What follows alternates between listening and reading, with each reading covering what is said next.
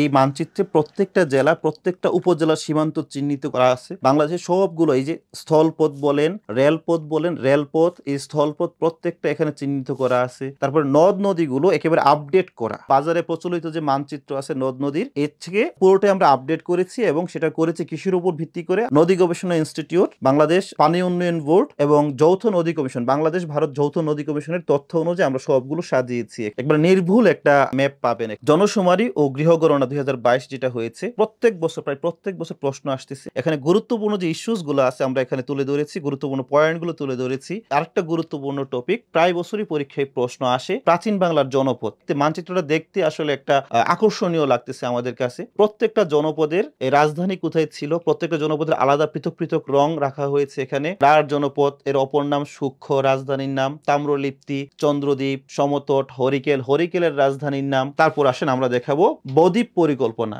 বদ্বীপ পরিকল্পনা 6টা যে ভাগ আছে, এই প্রত্যেকটা ভাগ আলাদা আলাদা রং দিয়ে এখানে চিহ্নিত করা আছে। এখানে সুন্দরবনের বিস্তারিত তথ্য, সেন্ট মার্টিন দ্বীপ, সাবমেরিনের তথ্যগুলো বিস্তারিত এখানে দেওয়া আছে। আপনার মানচিত্র কেন্দ্রিক যে প্রশ্নগুলো আছে সেই প্রশ্নগুলোতে আপনারা সর্বোচ্চ নাম্বার পাবেন ইনশাল্লাহ।